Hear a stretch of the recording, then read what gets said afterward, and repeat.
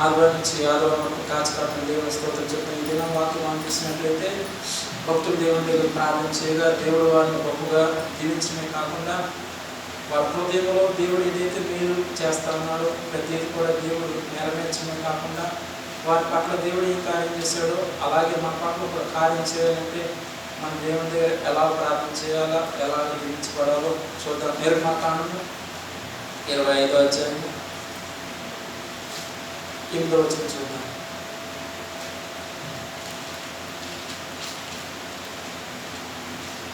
నేను వారిలో నివసించినట్లు వారు నాకు పరిశుద్ధ స్థలమును నిర్మింపవలెను.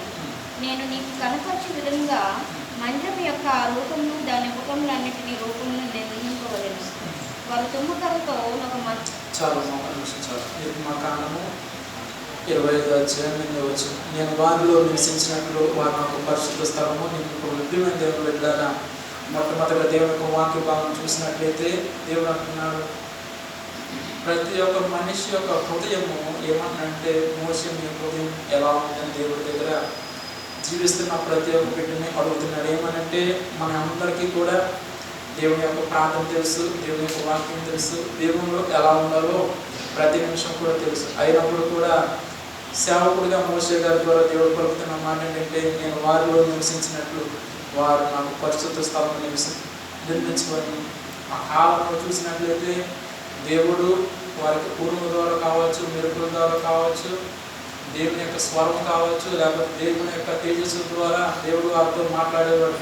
మాట్లాడినప్పుడు వారితో దేవుడు చెప్పిన మాట ఏంటంటే, నేను ఎంత మాట్లాడినప్పుడు కూడా నేను వచ్చి వెళ్ళిపోతున్నాను కదా, కాబట్టి నేను అలా ఉండను, మీ అందరి దగ్గరగా నేను ఉండాలి, కాబట్టి ఒక మంచి మందిరము పరిశుభ్రమైన ఆలయము నాకు కట్టండి అన్నాడు. దానికి అర్థం ఏంటంటే, వారు ఆ కాలంలో కట్టి ఉన్నారు, కానీ ఇంకా లోతైన అర్థం ఏంటంటే, మన హృదయంలో దేవుడికి ఎప్పుడైతే చోటిస్తామో ఆయన మనకు ఉండడానికి దేవుడు సాయం చేస్తారు. దేవుడి స్తోత్రం కనుక ఎప్పుడైతే మన హృదయంలో దేవుడికి చోటిస్తున్నామో మన హృదయమే ఒక దేవుని దేవాలయము, ఒక మంచి గృహముగా, ఒక గృహం చూసినట్లయితే దాన్ని చక్కగా పూర్తి చేసినప్పుడు దాని గృహ ప్రవేశం చేయడానికి ఎంతైతే సిద్ధంగా ఉంటారో దేవుని యొక్క దీవెన, దేవుని యొక్క ఆశీర్వాదం కూడా ఎలా ఉంటుందంటే, మన హృదయంలో ఎప్పుడైతే ఆయనకు చోటిచ్చి ఆయన నాతో ఉండాలా, ఆయన నా పట్ల గొప్ప కార్యం చేయాలన్నప్పుడు ఆయన మనతో పాటు చెప్పే గొప్ప మాట ఏంటంటే, నా బిడ్డలారా మీరు నన్ను ఆహ్వానిస్తున్నారు కనుక నేను మీ దగ్గర నుంచి దూరంగా వెళ్ళకూడదు, కానీ ఒక దినం రాబోతుంది. ఆ దినాన మీరు ఎంతైతే హృదయపూర్వకంగా నా దగ్గర ప్రార్థన చేస్తున్నారో, మీ హృదయంలో రమ్మని నన్ను ఆహ్వానిస్తున్నారు కనుక నేను ఈ దినమే నీతో దగ్గర రావడానికి సిద్ధంగా ఉన్నాను అన్న దేవుని స్తోత్రం కనుక ఆ సిద్ధంగా ఉన్న దేవుడు ఈ దినాన్ని మిమ్మల్ని అడుగుతున్నారు.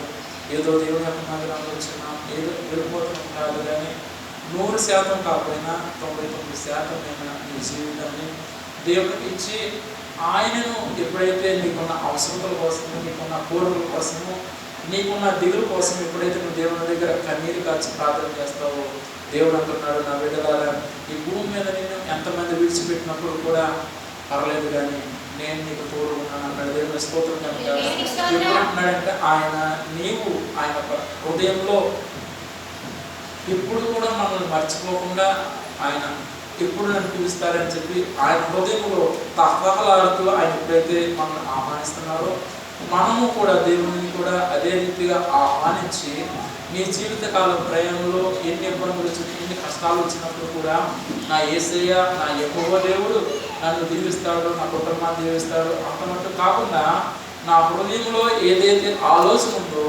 ప్రతి దాన్ని కూడా నెరవేరుస్తాడని చెప్పి ఎవరైతే దేవుని దగ్గర ప్రార్థన చేస్తారో వాళ్ళ దేవుడు గొప్పగా దీవించిపోతాడు. దేవుడు స్తోత్రం కనుక ఎందుచేత దేవుడు ఇది నా మోషే భక్తుల ద్వారా ఆహారం ప్రశ్న అడుగుతున్నాడు. ఏమనంటే, మీ హృదయంలో ఎప్పుడైతే దేవుని చోటిస్తారో ఆ చోటు ఇవ్వడం ద్వారా మీరు ఉన్నతమైన స్థితిలోకి వెళ్ళడమే కాదు, కానీ వ్యక్తిగతంగా దేవుడు మీతో మాట్లాడినట్టు సిద్ధమని చెప్పిన దేవుని స్తోత్రం కనుక ఇది నా దేవుని యొక్క మందిరానికి వచ్చిన మీతో దేవుడు అంటున్నాడు, సేవకుడిగా నా ద్వారా కాదు, కానీ దేవుడు ఆయన నోటి ద్వారా ఏదైతే మాట పలుకుతున్నాడో వినడానికి మీరు వచ్చినారు కనుక ఇది ఆదివారం నాటికే కాదు, కానీ మీ హృదయంలో ఎప్పుడైతే దేవుడు పరిపూర్ణంగా ఆహ్వానిస్తారో, అమ్మ మాట్లాడుతూ పరిపూర్ణంగా ఆహ్వానిస్తారో ఆహ్వానించిన మీతో కూడా దేవుడు అంటున్నాడు, నా బిడ్డలారా సన్నిధికి వచ్చినప్పుడే నేను మీతో మాట్లాడను కాదు, కానీ మీ ఇంటి దగ్గర ఉన్నప్పుడు కూడా మీతో నేను మాట్లాడే సిద్ధంగా ఉన్నాను అంటున్నాను. అలా సిద్ధంగా ఉన్న వారు ఎవరైతే ఉన్నారో వారి కోసం దేవుడు మరలా చెప్తున్నారు.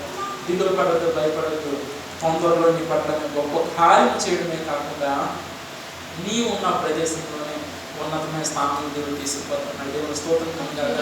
అది చిన్న బిడ్డలు మొదలు పెద్దవారితో దేవుడు అన్నమాట, దిగులు పడద్దు, భయపడదు. ఎందుకంటే ఈ లోకము చాలా భయంకరమైనది. ఏ సమయాన్ని నా మనుషుని చేతి పట్టుకుని ఎప్పుడు లాగుపోయి నరకమైన ఊపిలో పడేయడానికి సిద్ధంగా ఉన్నాడు. అయినప్పుడు కూడా దేవుడు అంటున్నాడు, నా పిల్లల దయచేసి నీకు కష్టం వచ్చింది, దిగులు వచ్చిందని బెంగ ఉండొచ్చు, కానీ ఆ బెంగ అనేది నేను తీర్చడానికి నేను ఉన్నాను కనుక శత్రువు అనేవాడిని చేపట్టుకుని లాక్కుపోకుండా నేను సిద్ధంగా ఉన్నాను. అయినప్పుడు కూడా నీవు చేయబడిన పని ఏంటంటే నా దేవుడు నాతో ఉన్నాడు, నా దేవుడు నా పట్ల గొప్ప కార్యం చేస్తాడు, నా దేవుడు నా కుటుంబం అంతా కూడా దీవిస్తాడనే మాట నీ నోటి ఎప్పుడైతే వస్తుందో ఈ లోకంలో ఉన్న వాటిని కూడా నీకు దూరం చేసి నా పరిశుద్ధమైన దీవెన నీకు ఇవ్వబోతున్నాను. దేవుని స్తోత్రం కనుక ఆ దీవెనను ఎప్పుడైతే పొందుతున్నావో, ఆ ఆశీర్వాదం ఎప్పుడైతే పొందుతున్నావో, పొందిన నిన్ను ఒకగా దేవుడు ఎలా దీవిస్తో చూద్దాం. ఒక్కొక్కరికి రాసిన పత్రిక 3:16 పేజీ నెంబర్ 147. 3:16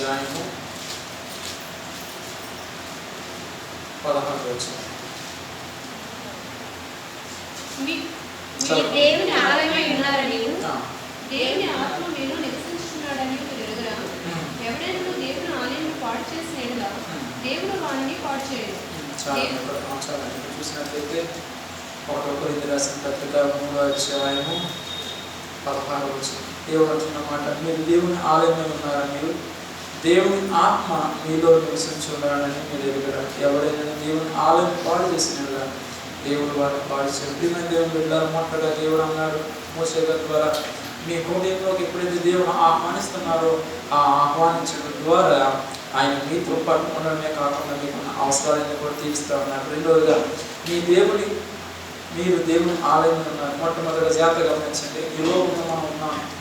ప్రతి ఒక్కరితో కూడా దేవుడు మాట్లాడుతున్నాడు. ఏదో ఒకరితో ఎదురుతో కాదు, ప్రతి ఒక్కరితో కూడా దేవుడు మాట్లాడుతున్నాడు. ఏమంటే మన జీవితంలో మన శరీరం ఉంది, మన అనేకమైన సబ్బులు వాడతాం, అనేకమైన పౌడర్లు వాడతాం, అనేకమైన హోమములు వాడతాం, ఇంకా రకరకాల షాంపులు వాడతాం. ఎన్ని వాడినప్పుడు కూడా మన ఒంటిలో మట్టి పడతానే ఉంటుంది, దాన్ని అలా శుద్ధి చేసుకుంటూ ఉండాలి. లేకపోయినట్లయితే మన శరీరం పాడవుతుంది. కానీ దేవుడు అంటున్నారు, నీ జీవితంలో గొప్ప కార్యం జరగాలన్నా, గొప్ప మేలు జరగాలన్నా, గొప్ప ఆశీర్వాదం జరగాలన్నా మనందరం కూడా చేయవలసిన మొట్టమొదటి పని ఏంటంటే నీ హృదయంలో దేవుని చూడట వల్ల. రెండోది మనం అనవలసిన మాట ఏంటంటే నీ శరీరము దేవుని ఆలయం ఉన్నదన్న. దేవుని స్తోత్రం కనుక దేవుని యొక్క మందిరానికి వచ్చారు మీరు అందరూ కూడా. వచ్చిన మీరు ఎలాగైతే క్రమశిక్షణ కలిగి దేవుని యొక్క మాట వినాలని, దేవుడు చెప్పే మాట కోసం ఎదురు చూస్తూ ఆయన ఇచ్చే దేవుని కోసం ఎలాగైతే ఆశపడుతున్నారో ఈ దినాన్ని దేవుడు అంటున్నారు, నీ హృదయంలో ఎప్పుడైతే దేవునికి చోటిస్తున్నావో నీ శరీరాన్ని కూడా అంత జాగ్రత్తగా చూసుకో. దేవుని స్తోత్రం కనుక చేయి బాగుంది కదా అని చెప్పేసి మనుషుల మీద చేయి ఆడించడం కాదు, నోరు ఉంది కదా అని చెప్పేసి నోరు నిండా మాటలు పెట్టుకొని ఎదగడం తిట్టేయడం కాదు.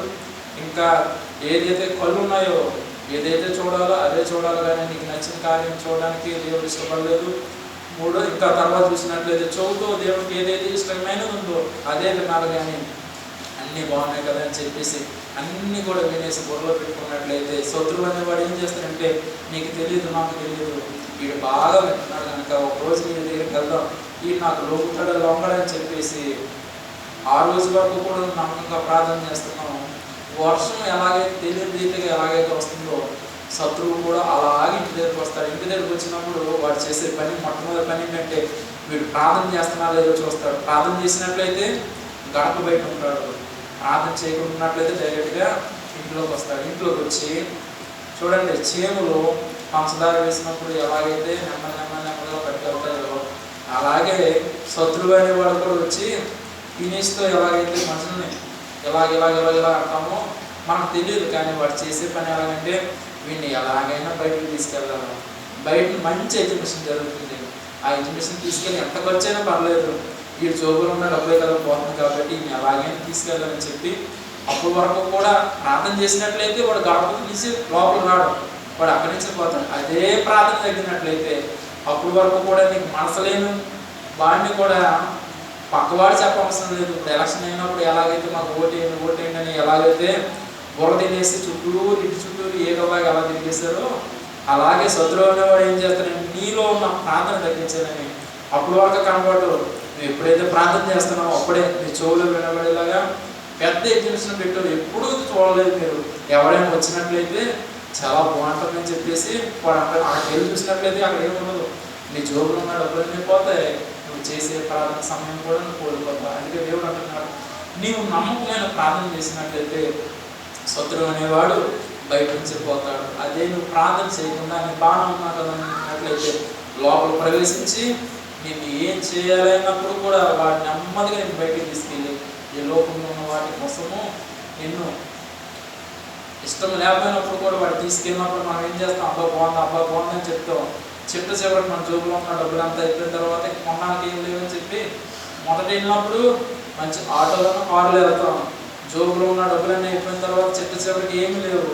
ఏం చేస్తాం? అది ప్రాంతం దూరం అయినప్పుడు కూడా దేవుడు అందరికీ 2 బాలు ఇచ్చాడు కాబట్టి అక్కడ బాగుకున్నానైనా దొరుకున్నానైనా ఇంటికి చేరాలి. దేవుని స్తోత్రం కనుక ఇదంతా కూడా జరగకూడదంటే మనం పని చేయవలసింది ఏంటంటే మన హృదయాన్ని మన శరీరాన్ని దేవుని యొక్క ఆలయంలో చూసుకోవాలి. దేవుని స్తోత్రం కనుక చూసుకున్న తర్వాత దేవుడు అంటున్నాడు, దేవుని ఆత్మ మీలో నివసించుచున్నాడని మీరు ఎదుగురా. దేవుని యొక్క ఆత్మ అనగా యేసయ్య భూమి మీద ఉన్నంత కాలం కూడా ఆ కాలంలో మనుషులతో మాట్లాడాడు, స్వస్థ కార్యాలు చేస్తున్నాడు.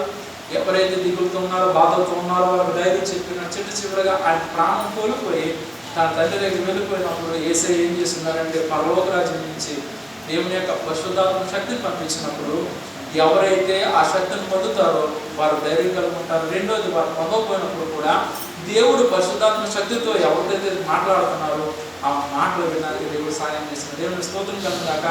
దీనికి లోతైన అర్థం ఏంటంటే మనలో ఎలాగైతే శరీరంలో రక్తం ఉన్నప్పుడు ఎలాగైతే బ్లడ్ సర్క్యులేషన్ అయ్యి మన జీవితం అంతా కూడా ఆనందంతో సంతోషంతో ఉంటామో అదే రీతిగా దేవుని యొక్క శక్తి మనలో ఉందని మనం గ్రహించకుండా ఎదటివాడు బాగా ఉన్నాడు, వాడు బాగా సంపాదిస్తున్నాడు, నేను ఎందుకు ఎంత ఉన్నతమైన స్థితిలో ఉన్నప్పుడు కూడా నేను ఏమీ లేని వాడు ఉన్నానని చెప్పి నువ్వు దిగులు పడుతున్నావు. ఈ దినాన్ని దేవుడు అంటున్నాడు, నువ్వు దిగులు పడకు, భయపడకు. మొట్టమొదటి నువ్వు చేయడం పని ఏంటంటే నీలో దేవుని ఆహ్వానించు. రెండోది దేవుని యొక్క ఆత్మ అనే శక్తి ఎప్పుడైతే నీలో ఉంటుందో నీవు చేయవలసిన ప్రతి పని కూడా దేవుడు చెప్తారు. దేవుని స్తోత్రం కనుక గుడికి వెళ్ళాలనుకున్నా ఎడకు వెళ్ళాలనుకున్నా దేవుడు చెప్పే మార్గం ఏంటంటే బాబు అది కాదు, వెనక నుంచి దేవుడు మాట్లాడతాడు. నువ్వు తిన్నమైన మార్గం పోయినట్లయితే ఆ మార్గం ఇరుకైనది అయినప్పుడు కూడా చిట్ట చివరికి విశాలమైన స్థలం నువ్వు చేరుకున్నాయినా దేవుని స్తోత్రం కనుక ఆ విశాలమైన స్థలం ఏదో కాదు, ఇరుకైన మార్గం ఏదైతే మన జీవితకాల ప్రయాణం ఏదో ఒక కష్టం వస్తుంది, ఏదో ఒక బాధ వస్తుంది. చిట్ట చివరికి ఆ ఇరుకైన మార్గం నువ్వు చేరిపోయినా లేకపోతే దేవుని యొక్క రాజ్యంలో రాకవలసినప్పుడు చేరినా చిట్ట చివరిని సంపాదించుకునే స్థానం ఏంటంటే విశాలమైన స్థలము. ఆ స్థలంలో బాధ ఉండదు, కష్టం ఉండదు, యేసయ్యతో పాటు సంతోషం ఉంటుంది. దేవుని స్తోత్రం కనుక ఇంత గొప్ప దేవుడు ఇంత మాటలు చెప్పినప్పుడు కూడా మనుషుల్లో మార్పు లేకుండా నేను బాగా ఉన్నాను, నేను బాగానే జీవిస్తున్నాను కదా అనుకున్నట్లయితే 17 వచ్చింది, ఎవడైనా దేవుని ఆలయం పాడు చేసినలా దేవుడు వారిని పాడు చేయడం. దేవుని ఆలయం పరిశుద్ధమైనది, మీరు ఆలయమై ఉన్నారు. దేవుడు అంటున్నాడు, మొట్టమొదటి మంచిగా చెప్పాడు, మీ హృదయంలో నన్ను ఆహ్వానించండి, అలాగే మీ శరీరాన్ని ఒక దేవుని దేవాలయంగా చూసుకోమన్నాడు. అలాగే భయంతో ఉన్నామేమో, దిగులుతో ఉన్నామేమో, దిగులు పడవద్దు, నా దేవుని యొక్క ఆత్మ మీతో ఎప్పుడు కూడా ఉంటుంది కనుక దయచేసి మేకపడద్దు. ఆయన దగ్గర ఎప్పుడైతే కన్నీరు కాల్చుతున్నామో ఆయనే మనకు ప్రతిదీ కూడా నేర్పిస్తారు. అయినప్పుడు కూడా మనుషులు చేసే మొట్టమొదటి పని ఏంటంటే దేవుడు ఉన్నాడు కదా, ఎక్కడో ఉన్నాడు పైన, నేను ఎలా ఉన్నా పర్లేదు కదా అని చెప్పి చేత గమనించిన అగ్గి అక్కడ ఎదుగుతూ ఉన్నది. చేయి తీసుకెళ్ళి కొద్దిసేపు అగ్గి మీద చేయి పెడితే ఎలా ఉంటుంది? తీయగా ఉంటుందా, కాలుతుందా? కాలుతుందని తెలిసినప్పుడు కూడా చేయి పెడితే నిజంగా కాలిపోతుంది. అందుకే దేవుడు అంటున్నాడు, నీ శరీరము ఎంత జాగ్రత్తగా చూసుకోవాలంటే దేవుడు ఆలయంలో చూసుకోవాలి. అలా కాకుండా నీకు నచ్చిన రీతిగా నువ్వు జీవించినట్లయితే దేవుడు అంటున్నాడు, ఎవడైనా దేవుని ఆలయం పాడు చేసిన దేవుడు వాడిని పాడు చేసిన అనగా మంచిగా కూర్చునేసి కూర్చున్నారు, ఒక దోగర లేదు, వాసన లేదు, ఏమీ లేదు, ఒకటే ఉంది. ఆయన చెప్పే మాటలు వింటున్నారు, ఆయన ఇచ్చే ప్రతి దేవుడు పొందడానికి సిద్ధంగా ఉన్నారు. మందిరం ఎంతైతే క్రమశిక్షణ కలిగి, ఎంతైతే మీరు వినే వాక్యము వినడమే కాకుండా దాన్ని ధ్యానించి ఇంకా ఎక్కువ దేవుడు పొందడానికి మీరు ఎంతైతే సిద్ధం కలిగి ఉన్నారో నీ హృదయంలో కూడా దేవుని యొక్క మాట ఎప్పుడైతే వెళ్తుందో ఒకటే మాట తీర్మానం చేసుకోవాలి. నువ్వు ఎంత చక్కనైన మాట చెప్తున్నావు కనుక నా హృదయంలో నీకు చూపిస్తున్నాను. రెండోది, నా జీవితకాలం అంతా కూడా నా శరీరమైన నీ దేవాలయంగా నేను భావిస్తాను ఆయన ఎప్పుడైతే అంటున్నావో అన్న మాటను బట్టి అంటున్నాడు. అప్పుడు కూడా నేను మారబోయినట్లయితే దేవుని ఆలయము పరిశుద్ధమైనది. మీరు ఆలయం అంటారు. చివరి అంటున్నాడు నీ హృదయంలో దేవుని చూడగల. రెండోది, నీ శరీరాన్ని ఒక దేవుని యొక్క మందిరంగా భావించాలా.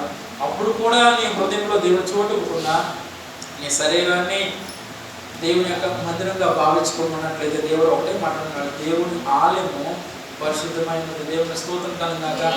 దేవుని యొక్క ఆలయము ఎంతైతే పరిశుద్ధంగా ఉంటుందని దానికి అర్థం ఏంటంటే కుర్చీలో కూర్చున్నారు బాగుంది, కానీ దేవుని యొక్క ప్రణాళిక ఏంటంటే దేవుని యొక్క మందిరం చిన్నది కావచ్చు, పెద్దది కావచ్చు, ఇంకా పెద్దది కావచ్చు, ఆయన యొక్క శక్తి ఎప్పుడు కూడా దేవుని యొక్క మందిరం ఉంటుంది. దేవుని స్తోత్రం కలిగాక. ఉండడం ద్వారానే ఈ దిన దేవుని యొక్క మందిరాన్ని మీరు వచ్చిన్నారు. తిరిగి వెళ్ళేటప్పుడు ఖాళీ వచ్చింది మీరు దేవుని యొక్క శక్తితో బలంతో దేవుని స్తోత్రం కలిగాక. నింపడమే కాకుండా ఆయన అంటున్నారు చివరిగా, మీరు ఆ ఆలయమే ఉన్నారు. మాట్లాడద్దు, మీరు దేవుని యొక్క ఆలయం ఉన్నారు.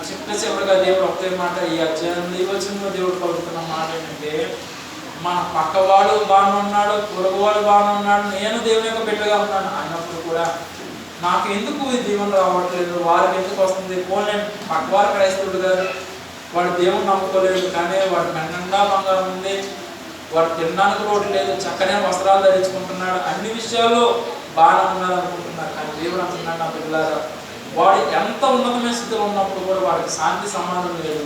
నువ్వు పేదవాడైనప్పుడు కూడా నీ హృదయంలోకి నన్ను ఆహ్వానించావు కనుక, నీ హృదయంలో ఉన్న ప్రతి బాధ నాకు చెప్పినావు కనుక నేను నీకు ఇచ్చే దీవెన ఎలాంటిదంటే పక్కవాడు పొందనంత ఆనందం నీకు ఇవ్వడానికి నీకు సిద్ధంగా ఉన్నాను. దేవుని స్తోత్రం కనుక. మరలా దేవుడు చెప్పే మాట ఏంటంటే, కొద్ది దినాలు దేవుని యొక్క రాక రాబోతుంది, బాబు గురించి గడిపెట్టి దేవుని యొక్క రాక రాబోతుంది, ఎవరైనా ఎల్లప్పుడూ గడిపెట్టి దేవుని యొక్క వాక్య బాధలు దేవుడు అంటున్నాడు, నీ జీవితంలో ఒక మార్పు కలగాలన్నా నీ హృదయంలో దేవుని చోటు ఇవ్వాలన్న మొట్టమొదటి మనకు చేయబడిన పని ఏంటంటే, ఏదో 2-3 మాటలు మాట్లాడేసి తండ్రి నా దగ్గరకు వచ్చే నువ్వు నాకు దీవెన ఇచ్చి అంటే కాదు. ఎంతో క్రమశిక్షణగా, ఎంతో భయంతో, ఎంతో భయంతో కావచ్చు, భక్తితో మనం ఎప్పుడైతే దేవుని యొక్క పాదాలు పట్టుకుని అడుగుతున్నామో ఒకటే ప్రార్థన సేవకుడిగా చేసేది ఏంటంటే, మీరు చిన్న మందగా ఉన్నారు, ఆ మందన దేవుడు ఇంకా గొప్పగా నిలిచిపోతున్నారు. దేవుని స్తోత్రం కనుక. ఇదే మన దేవుడు అంటున్నాడు, కుటుంబం అంతా వచ్చిన వారు ఉన్నారు, కుటుంబంలో భర్త వస్తే భార్య రాలేదు, భార్య వస్తే భర్త రాలేదు, ఇద్దరు వస్తే బిడ్డలు రాలేదు. కానీ దేవుడు అంటున్నాడు, ఒక దినం రాబోతుంది, సేవకుడిగా చెప్తున్నాను, నా తండ్రి అంతే ప్రార్థన చేస్తున్నాడు, అదే ప్రార్థనలో నేను కూడా గడుపుతున్నాను కనుక దేవుడు చెప్తున్న మాట ఏంటంటే, రే కూర్చోాల, దేవుడు చెప్తున్న మాట ఏంటంటే, నీ హృదయంలో ఎంతైతే బెంగ ఉందో, ఎంతైతే బాధ ఉందో, ఎంతైతే కష్టం ఉందో దేవుడు అంటున్నాడు తీర్చడానికి దేవుడు సిద్ధంగా ఉన్నాడు. కానీ నీ హృదయం అమ్మ ఇంకా బాగా మాట్లాడేసుకోండి. ఒక పక్క నుంచి నేను దేవుని ఒక వాక్యం చెప్తున్నాను, ఇంకో పక్క నుంచి 12:30 వచ్చి మీరు కూర్చొని చదివేసుకుంటున్నారు. దేవుడు చెప్తున్న మాట ఏంటంటే, ఎప్పుడైతే నీ జీవితంలో నీ హృదయం సరిలేదో, నీ మనసు సరిలేదో, నీ చూపు సరిలేదో, లేకపోతే చివరికి ఆయన నడిపించే మార్గంలో నడవుతున్నాను, నీకు నచ్చిన మార్గంలో నడుస్తున్నాను, ఇక మీదట అలా ఉండొద్దు.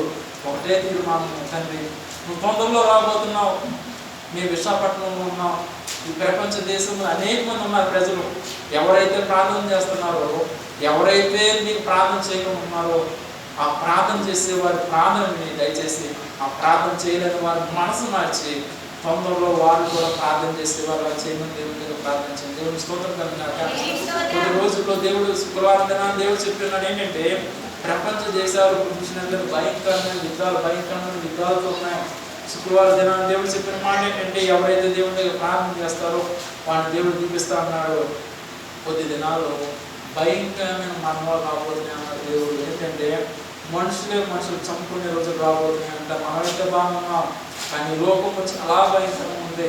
దయచేసి మీ చిన్న బిడ్డలతో కావచ్చు, పెద్దవాడితో కూడా చెప్తుంది ఏంటంటే, మీకు ఎంత పని ఉన్నప్పుడు కూడా చేతులు జోడించి అడిగేది ఒకటే, మీకున్న సమయంలో మీరు ఎంతైతే కన్నీరు కార్చి ప్రార్థన చేస్తున్నారో, మీ బిడ్డలు కన్నీరు కార్చకపోయినప్పుడు కూడా పొత్తు మట్టుకున్న నేను నా తల్లిదండ్రులు ప్రార్థన చేస్తున్నాను కనుక మేము కూడా చేయాలని వారికి తర్ఫీదునంటే ఆ తర్ఫీదు ద్వారా మీరు ఎంతైతే దీవులు పొందుతున్నారో వారు కూడా దేవుడు దీవిస్తారు. దేవుని స్తోత్రం కలుగాక.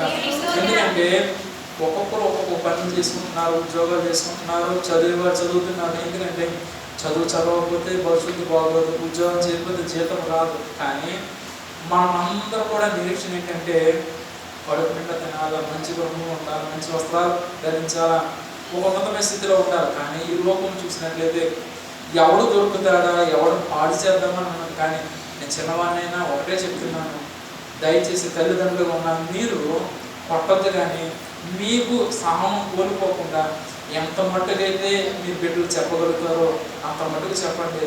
ఇంకా వారు వినకపోయినట్లయితే దేవుడు విడిచిపెట్టండి, దేవుడు చూసుకుంటాడు. దేవుని స్తోత్రం కనుక.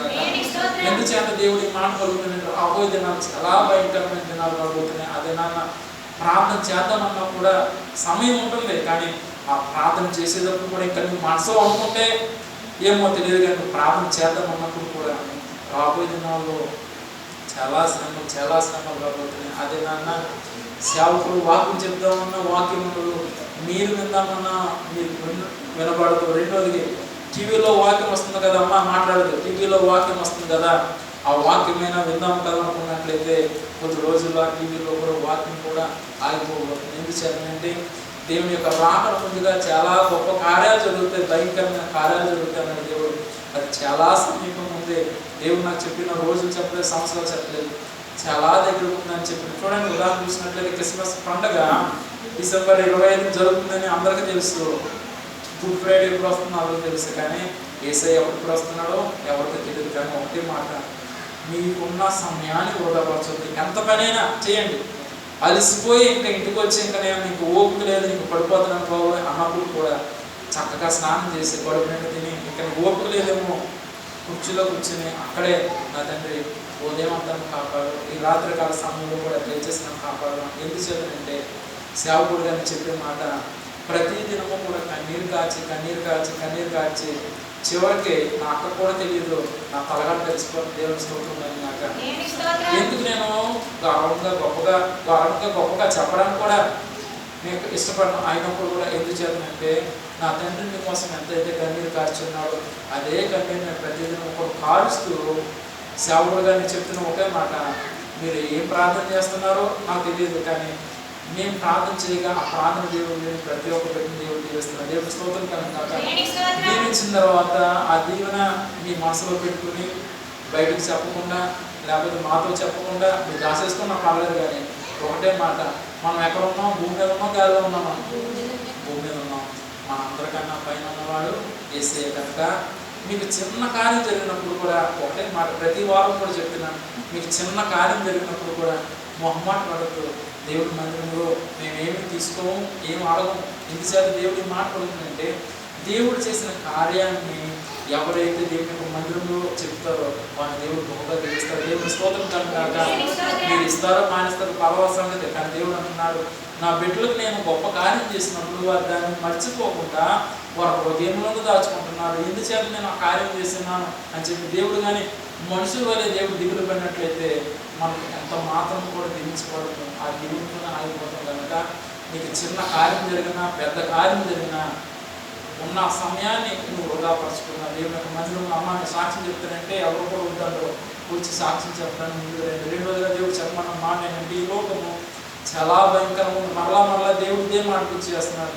తల్లిదండ్రులుగా మీరు అనేకమైన కష్టాలు పడి చక్కగా మీ బిడ్డలు మీరు పెంచుతున్నారు. ఒక దినం రాబోతుంది, ఆ దినాన మీరు ఎంతైతే ఆనందిస్తున్నారో వారు కూడా ఉండాలని ఆశపడతారు. కానీ ఈ లోకం చాలా భయంకరంగా ఉన్నది. సెల్ ఫోన్ చూసినట్లయితే 24 గంటలు సెల్ ఫోన్ చూడవచ్చు. అందులో మంచిగా ఉన్నాయి, చెడు ఉన్నాయి. కానీ ఎవరైతే దేవుని యొక్క సేవకుడుగా దేవుడు ఈ దినాలు చెప్తున్నారు, సెల్ ఫోన్ వాడవచ్చు, కానీ నీకు ఎంతవరకు అవసరం ఉందో అంతవరకే వాడు. కానీ అత్యవసరంగా వాడినట్లయితే అదే నీ ప్రాణం చేస్తుంది. దేవుడు స్తోత్రం కనుక. ఎందుచేత ప్రాణం చేస్తుందంటే చాలా మటుకు అందులో నెట్ బ్యాలెన్స్ చేసుకుంటే 1 GB లేకపోతే 2 GB రావచ్చు, లేకపోతే 1.5 GB రావచ్చు.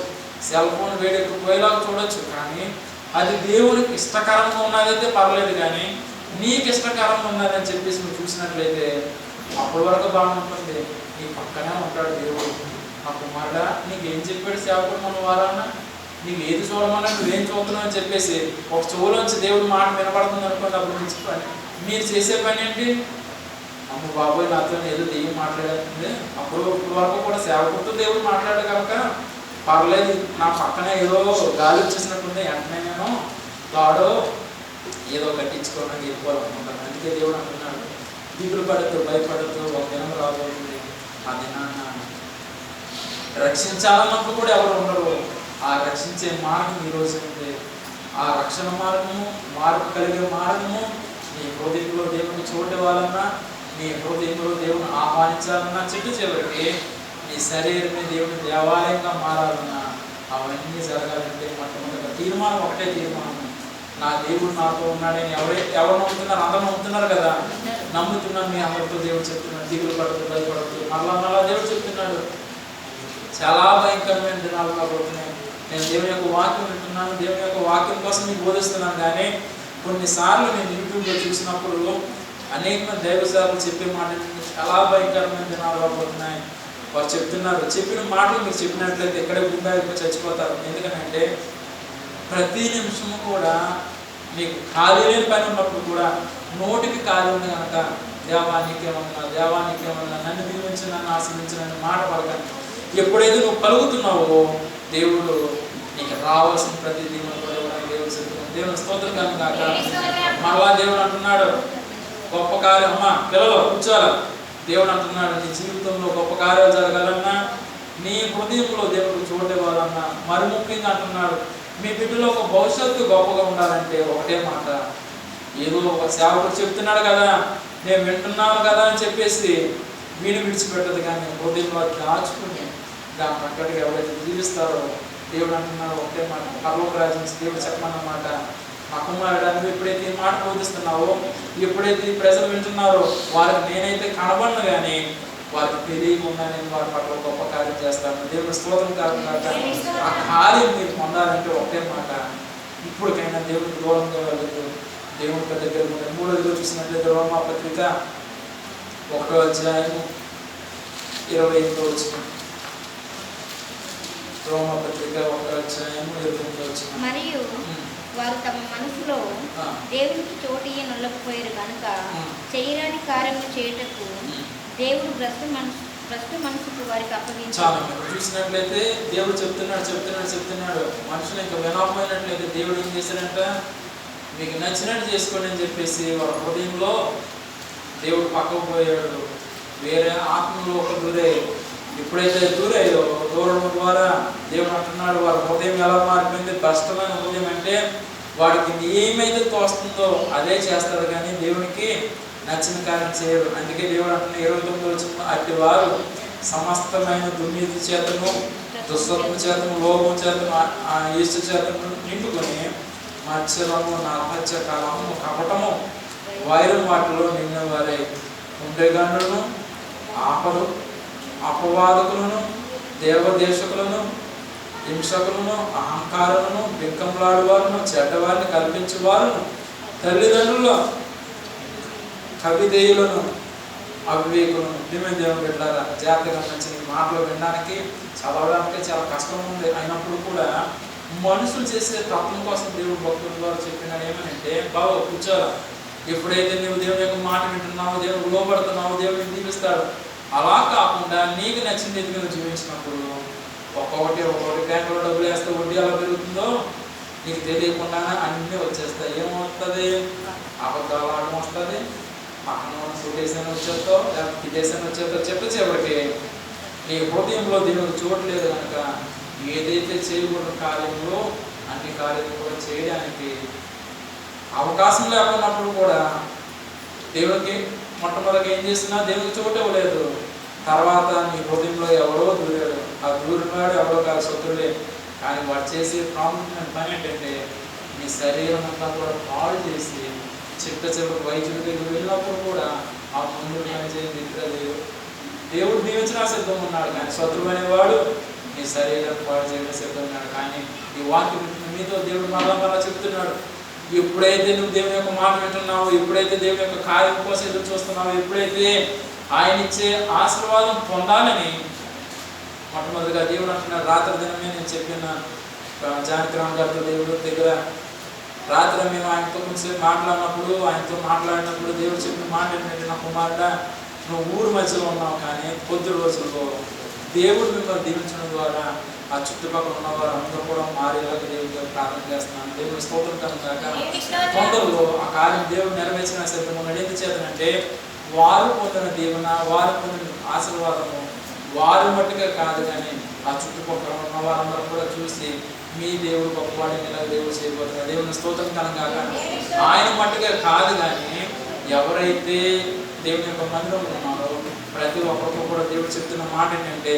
అమ్మా నువ్వు ఎక్కడికి వెళ్తున్నావు అని అడగకముందే మీరు చేయని పని ఏంటి, మీరు దేవుని తెలియదు కనుక నాకు దేవుడు చేసిన కార్యం ఎలా ఉందని చెప్పి మీరు చెప్పాలి. కానీ వాడు అడక్కముందే, వాడు వచ్చి పిలకముందే నువ్వు బండి వేసుకుని దేవుని యొక్క మందిరానికి వచ్చేస్తే వాడు ఎన్నాళ్ళైనా వాడు ముసలివాడు అయిపోతాడు, కానీ దేవుని యొక్క మందిరము వాడు తెలుస్తుందా? తెలియదు. కాబట్టి దయచేసి సేవకుడు కానీ చెప్పిన మాట ఏంటంటే, నీకు చిన్న కార్యం చేసినా పెద్ద కార్యం చేసినా ఈ ఎదట వాడికి చెప్పి వాళ్ళని దేవుని యొక్క మందిరం తీసుకురండి. దేవుడు అంటున్నాడు, ఎవరైతే అలా తీసుకొస్తారో మీరు పొందే దీవెన భూమి మీద అనేక మంది పొందాలంటే ఆశీర్వాదం దేవుడు ఇస్తున్నారు. దేవుని స్తోత్రం కనుక ఎవరికైనా చూడండి, చక్కనైన కేక్ కావచ్చు, స్వీట్ కావచ్చు, ఐస్ క్రీమ్ కావచ్చు, తీసుకొచ్చి ఇక్కడ పెట్టామనుకోండి, ఎవరికైనా కావాలన్నట్లయితే గబగబ వస్తారా, లేకపోతే అలాగే ఉందమ్మా కలిగిపోమ్మా అంటారా?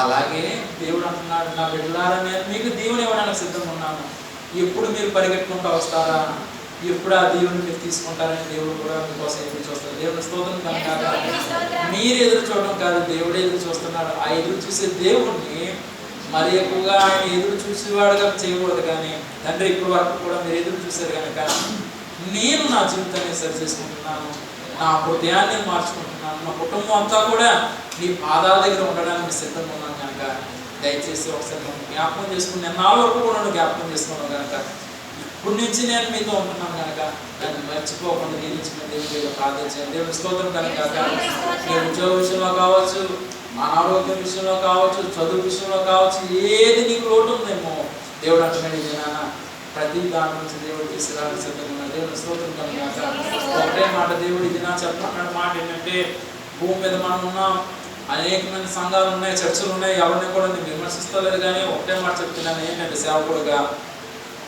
వినండి, జాగ్రత్తగా వినండి, జాగ్రత్తగా వినండి. దేవుడు అంటున్నాడు, ఎవరికైతే చెవులు ఉన్నాయో చెవులు ఉన్నవాడు విందు కాకుండా దేవుడు చెప్పమంటున్నాడు ఒకటే మాట, నీ హృదయం ఇప్పుడు కూడా దేవునికి ఇవ్వకుండా, నీ మనసులో దేవుణ్ణి ఆహ్వానించకుండా, నీ జీవితం మార్చుకోకుండా ఎన్నాళ్ళు మటుకు నువ్వు దేవుని యొక్క మాట వినకుండా ఉంటావని దేవుడు అడుగుతున్నాడు. ఆ అడుగుతున్న దేవుడికి ఈ రోజైనా నీ జీవితంలో సరి చేసుకుంటున్నామని, నీ హృదయంలో ఆయన బోధిస్తున్నామని చెప్పి ఎప్పుడైతే ఆయన నీకు తిరిగి నీకు దీవెన ఇవ్వడానికి సిద్ధంగా ఉన్నాడో ఒకటే మాట, నీవైనా మర్చిపోవచ్చు కానీ దేవుడు నీ కోసం మర్చిపోన్నాడు. దేవుని స్తోత్రం కలుగుగాక. పక్కవాడు పొరుగువాడు అమ్మ ఒక రోజున రా నీకు సహాయం చేస్తాను అంటాడు, కానీ దేవుడు అలా అంటున్నది, నీ పట్ల నీ కుటుంబం పట్ల ఒక ప్రణాళిక దేవుడు దాచిపెట్టి ఉన్నాడు. ఆ ప్రణాళిక ఆ సమయం కోసము నువ్వు ఎదురు చూసి నువ్వైనా మర్చిపోవచ్చు, కానీ ఆ సమయం చివరికి వచ్చేటప్పటికి దేవుడు అంటున్నాడు, మీకోసం నేను ఒక నిబంధన ఏర్పాటు చేస్తున్నాను.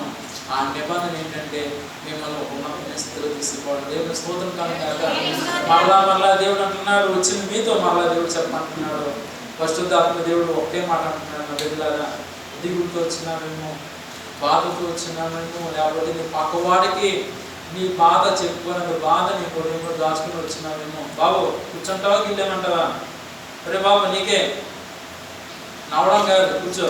దేవుడు అంటున్న మాట ఏంటంటే, నువ్వు భయంతో ఉన్నామేమో, దిగులుతో ఉన్నామేమో, పక్క వాటికి చెప్తే ఏమనుకుంటారేమో అని చెప్పి నువ్వు దినాన్ని దేవుడు అనుకుంటున్నావు కూర్చుంటావు. కానీ దేవుడు అంటున్నాడు, దిగులు పడుతున్నా నేను పరిశుద్ధాత్మ దేవుడు ఒకటే మాట చెప్తున్నాడు, దేవుడు వచ్చినప్పుడు నువ్వు దిగులుతో వచ్చిన్నావు, కానీ దేవుడు అంటున్నాడు, నువ్వు అప్పు తీర్చలేనంత అప్పు ఉందేమో, రేపు దినాన్న అప్పు తీర్చాలేమో, ఏమైపోతుంది నా జీవితము, ఈరోజు గడిచిపోయినట్లయితే రేపే నా అప్పులు వాడు వచ్చి నా ఇంట్లో ఉన్న సామాన్లు పట్టుకుపోతాడేమో, లేకపోతే నన్ను ఏమని అంటాడేమో, దిగులుతో వచ్చినాను. దేవుడు అంటున్నాడు, దిగులు పడు, భయపడదు, ఈ రోజునే నీకు ఎంతైతే కావాలో ప్రతిదీ కూడా దేవుడు తీసేయబోతుంది. దేవుని స్తోత్రం.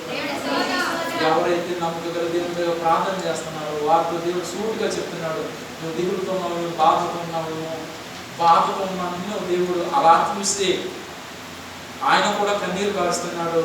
అలాగని చెప్పి ఆయన అలా విడిచిపెట్టడు. కానీ కొద్ది రోజుల్లో నిన్ను దీవించడమే కాకుండా ఇప్పుడు వరకు కూడా అప్పు చేస్తున్నావు. కానీ దేవుడు అంటున్నాడు, నీవే అనేక మందికి ఇచ్చేవారుగా దేవుడు చేయబోతున్నాడు. దేవుని స్తోత్రం కనుక నీకు అప్పు చేసేవారు ఉండాలనుకుంటున్నారా? అప్పు అనేక మంది సహాయం చేసేవారు ఉండాలనుకుంటున్నారా?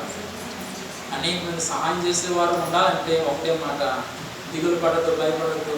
మీ హృదయంలో ఒకటే మాట దేవుడు అంటున్నాడు, ఆహారంలో కడుపులో లేకపోయినట్లయితే ఎలాగైతే ఆకలిని ఎలాగైతే బెల్ల కొడుతుందో కడుపు, అటు రీతిగా నీ జీవితం మార్పు లేకుండా, నీ హృదయంలో దేవుడు చోటు లేకుండా, నీ మనసు నిండా ఈ లోపం పెట్టేసుకుని, ఈ మనసు నిండా కూడా ఇంకా చెప్పాలంటే మంచి ఫ్రెండ్స్ ఉంటారు ఈ లోకంలో. ఆ ఫ్రెండ్స్ ఏం చెప్తారో అదే వింటారు. దేవుని స్తోత్రం కనుక ఇంకా చిట్ట చివరికి తల్లిదండ్రులు చెప్పిన మాట కూడా వినరు. ఆ ఫ్రెండ్ చాకు తీసుకుని చేయి కోసేసుకోమన్నా కోసేసుకుంటారు. దానికి అర్థం ఏంటంటే అంత ప్రాణ స్నేహితుడు.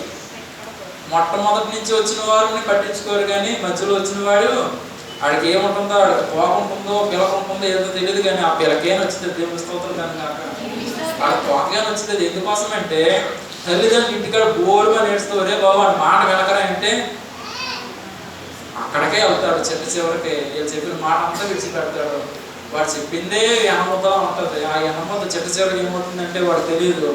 కొద్ది దినాలు పొందిన తర్వాత వెనముద్ద అనుకుంటాడు, కానీ అది భయంకరమైన అగ్నిగుండం అని తెలియదు. ఆ అగ్నిగుండము తల్లిదండ్రులు తెలిసిన కనుక వారు ఎంతైతే క్రమశిక్షణలో పెడుతున్నారో అయినప్పుడు కూడా నాకు ఫ్రెండే కావాలి, ఆడే నాకు దేవుడు అన్నారు. వాళ్ళు దేవుడు ఇది నాకు చెప్తున్నారు. పెద్దవారు కావచ్చు, చిన్నవారు కావచ్చు, దయచేసి మీ పక్కన ఉన్నవాడిని పక్కన పెట్టండి. నీలో ఉన్న వాడు గొప్పవాడు కనుక ఆయన నేను నడిపించిన సిద్ధున్నాడు. దేవుని స్తోత్రం కనుక ఈ సంవత్సరంలో ఎంతమంది అయితే బిడ్డలు చదివి ఉన్నారో వాళ్ళని దేవుడు గొప్పగా జీవించున్నారు. రాబోయే దినాల్లో కొత్త క్లాస్కి వెళ్ళబోతున్నారు. మీతో దేవుడు అంటున్నాడు, ఏదో ఈ సంవత్సరం నేను పాస్ అయిపోయిన కదా, బాగానే ఉన్నాను, మంచిగానే ఉన్నాను కదా అనుకున్నట్లేదు. దేవుడి దినాన ఇంకా కాలేజ్ కావచ్చు, స్కూల్ కావచ్చు, చిన్న బిడ్డలు పెద్దవారితో దేవుడు చెప్తున్నాడు, నీకు నచ్చింది ఎదుగా నువ్వు జీవించినట్లయితే ఒక దేవుడు రాబోతున్న ఆ దినాన్న మంచి మార్కులు వస్తామన్నవాడు కూడా ఏం తెలియదు, బుద్ధివాడు చేతిలో ఉంటుంది.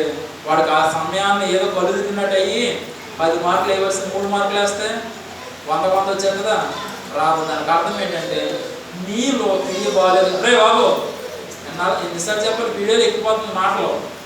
దేవుడు అంటున్నాడు ఒకటే మాట, నీ జీవితంలో మార్పు లేకుండా, నీ హృదయంలో మార్పు లేకుండా, నీకు నచ్చిన రీతిగా జీవిస్తూ ఏదో నేను బాగానే ఉన్నాను కదా, మంచిగానే ఉన్నాను కదా, ఈ సంవత్సరం అంతా కూడా బాగానే గడిచిపోయింది కదా అనుకున్నట్లయితే కొద్ది రోజుల్లో 10 రోజుల్లో కొత్త కాలేజీలో కొత్త క్లాసులో వెళ్తున్నప్పుడు దేవుడు మొట్టమొదటిగా చెప్తున్నాడు, ఇప్పుడు వరకు కూడా నువ్వు దేవుడు దూరం ఉండి నీ హృదయంలో దేవుడు చోటు ఇవ్వకుండా ఇంకా కొన్ని విషయాలు విన్నట్లయితే చాలా బాధ అనిపిస్తుంది. ఏమనుకుంటున్నారంటే తల్లిదండ్రులు వారి బిడ్డలు పాస్ అయిపోతున్నారని కొంతమంది కోసం చెప్తున్నారు.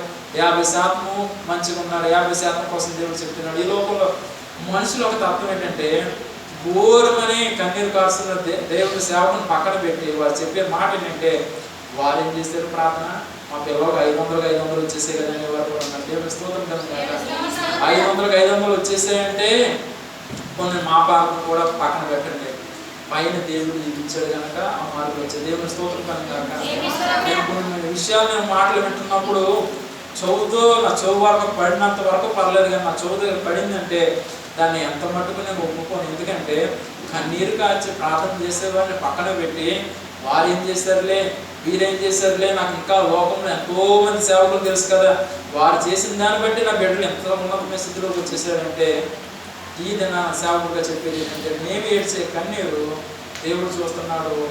ప్రతి విషయంలో కూడా దేవుడిని ఉన్నతమైన స్థితిలో దేవుడు తీసుకెళ్ళిపోతుంది. దేవుని స్తోత్రం కనుక అలా కాకుండా ఎవడో ఏదో చేస్తున్నాడు కదా, మీరు ఏం చేశారులే అనుకున్నట్లయితే ఒక మాట దేవుడు అంటున్నాడు, నీ హృదయంలో నువ్వు అనుకుని విడిచిపెడుతున్నావు, కానీ అనుకున్న మాట ప్రతిదీ కూడా దేవుని యొక్క గ్రంథంలో రాయబడి దేవుని స్తోత్రం కనుక ఆ గ్రంథంలో రాయబడిన తర్వాత భూమి మీద కాదు, దేవుడు రాజ్యం చేరిన తర్వాత ఆ గ్రంథం ఇవ్వబడినప్పుడు అప్పుడు తెలుస్తుంది. దేవుడి దగ్గర ఒక బెత్తం ఉంటుంది, ఆ బెత్తం తీసుకుని అంటారు, చదవలేని వాళ్ళకి పంతులు గారు బెత్తం తీసుకుని చర్మం వచ్చేస్తారంటారు.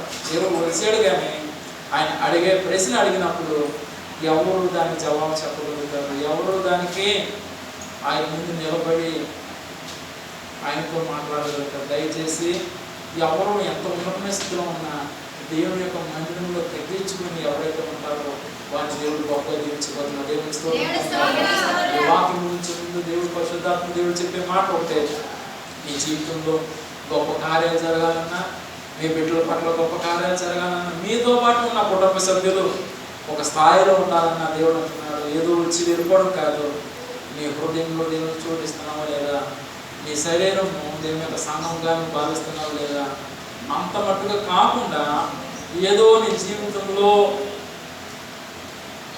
ఏదో వస్తున్నాను, ఏదో వింటున్నాను, ఏదో వెళ్ళిపోతున్నాను కదా అన్నట్టుగా ఉన్నట్లయితే అంటారు పెద్దవారు, ఎక్కడ వేసిన గొంగలి అక్కడే అంటారు. ఎలా ఉన్నా కూడా అలాగే బియ్యం మూటలో ఉంటాడు, కానీ చివరిగా బియ్యం మూట కూడా పురుగులు పట్టేసి ఏమైపోద్ది, సంచి కూడా పాడైపోద్ది. అలాగా మీరు ఉండదు. కానీ ఇప్పటికైనా మీ జీవితం సరి చేసుకోండి. మరలా సేవకుడుగా దేవుడు చెప్తున్న మాట ఏంటంటే, మన ప్రార్థన 10:30కి ప్రార్థన, 12:30కి వస్తున్నారు, కుర్చీలు చదివేసుకుంటున్నారు, పక్కన వాడు ఏమనుకుంటున్నారో కూడా పట్టించుకోవాలి. దయచేసి అలా కాదు, సమయాన్ని సద్వినియోగం చేసుకుని దేవుడు చెప్పే ప్రతి మాట విని ఎవరైతే లోపడతారో వారిని దేవుడు గొప్పగా జీవిస్తారు. దేవుని స్తోత్రం.